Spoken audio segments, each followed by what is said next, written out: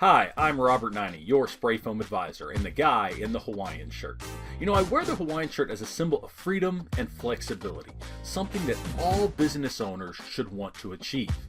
And one of my goals is to help 100 spray foam business owners set up their business in a way that gets them that freedom and flexibility that they're looking for.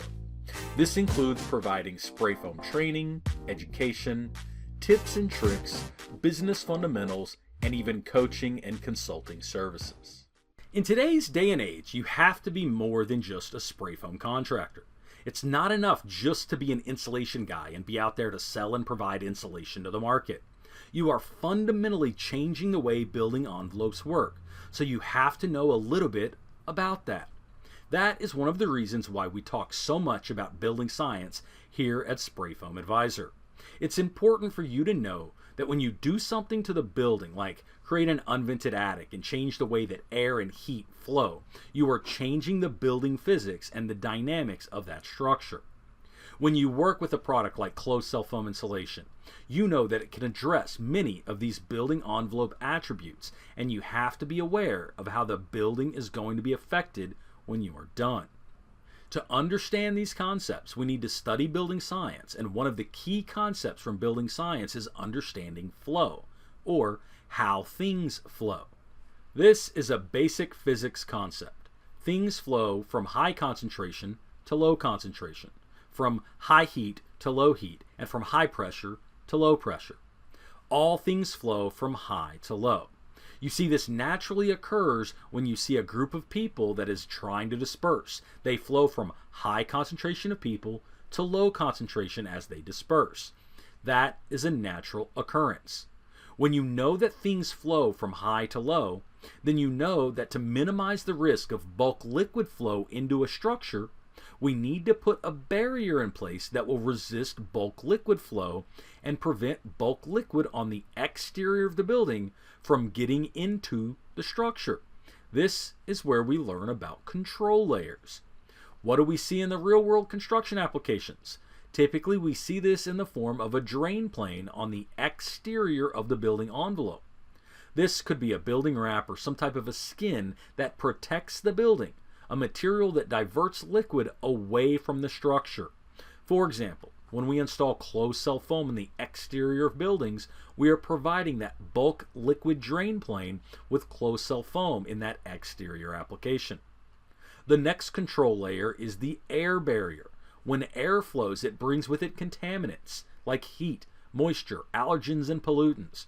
We want to minimize the airflow from the exterior to the interior, so we put an air barrier in the assembly.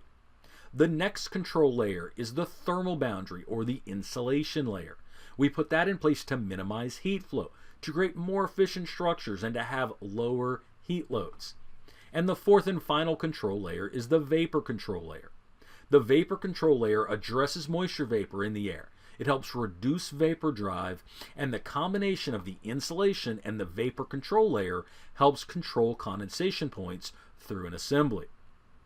This can also help you determine and calculate where condensation might occur. When these systems are constructed properly, we can create structures that work, structures that flat out work long term over time, and we have excellent structures because of that.